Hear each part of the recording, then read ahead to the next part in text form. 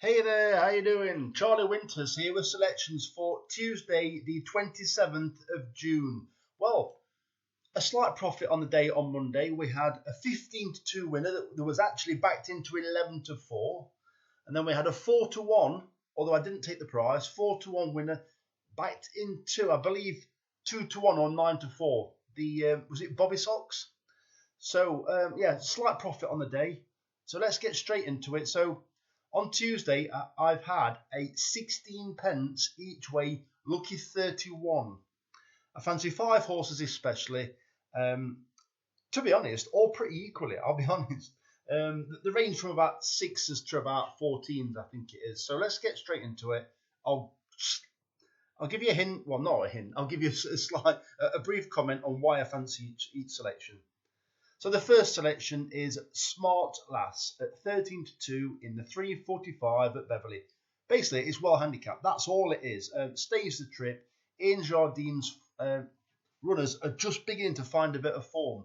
And he was actually pleased with how they were because he was interviewed on, I believe it's Saturday, and gave quite a positive note for his stable runners. So Smart Lass is the first selection. The second selection is Freak Out at 10-1 in the 4:15 at Beverley. Once again, another well-handicapped horse. This horse ran in this race off a mark of 80 and ran above itself to a racing post rating of 83. Basically, that means it ran, as I said, slightly above itself without actually winning. I think it was only beaten 4 lengths. It's only off it's off 68, so it's dropped by £12. Well, as you'll be aware, excuse me, I tipped this horse last time and it was pretty unlucky. It was given a bit of a disappointing ride, really, where the jockey chickened out of a gap, and I think the horse could sense how nervous the jockey was at going through the gap, and ultimately squeezed out slightly, then ran on again, and a bit of an unlucky, I believe it's 3rd place in the end, or fast finish in 3rd place behind Dandy's Angel. It is a step up in class to what it did last time. She's got 2 in the race as well, but I think this is her main chance. I've had a look at the other one, and I'm not convinced by it. The other one may well beat Freak Out, but not for me. So there's the first 2 selections. The third selection is Rory the Cat at 11-1 in the 4:45 at Beverley, paying 4 places instead of 3. This horse is now trained by Lucinda Russell, and it actually ran a better race than the racing post are making out. It ran down the field, don't get me wrong, at air, over 1 mile 2 furlong. I do think it wants that trip.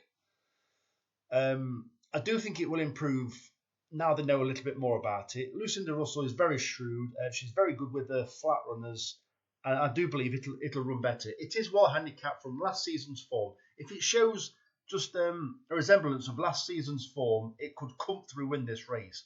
But so far, it hasn't. Although, as I said, the run last time isn't as bad as what they're making out. The fourth selection is Marembo at 11-2 in the 5:30 at Newbury, paying 4 places instead of 3.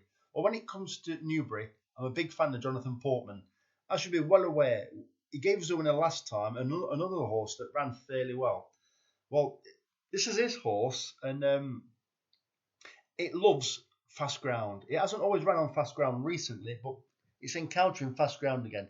It's well handicapped, and I believe it's Olivia Tubb on board. She can ride, or she can ride as well as most of the other jockeys in this race, or better than most of the jockeys in this race.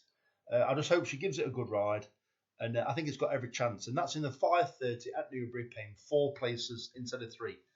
To be honest, a lot of these prices could actually increase, but I do like the chance, or the opportunity to have a cash out. I don't think they'll go massive. There could be some fluctuations, but I'm happy with the prices that I've got. The final selection is Hilsin at 10-1 in the 7 o'clock at Newbury. Sorry, not at Newbury, at Newton Abbot, paying 4 places instead of 3. This horse has plummeted down the ratings. It's moved from, I believe it's Grace Harris to Chris Honor, and It's well handicapped. It's still not showing a great deal of form, but I do believe that the switch in yards. This is a dreadful race, by the way. The first two horses in this race have got a little bit of form, but there's question marks over virtually everything. And I do like the angle of a yard switch, especially. I think Chris Honor is a decent trainer and very much one to keep an eye on. This is probably one where you can probably tell by the price on the off whether it's got a chance or not. If it drifts massively from a gambling stable, I wouldn't fancy it as much. But don't get me wrong, they can still play. So I have seen them. I have actually tipped up a horse at 14-1.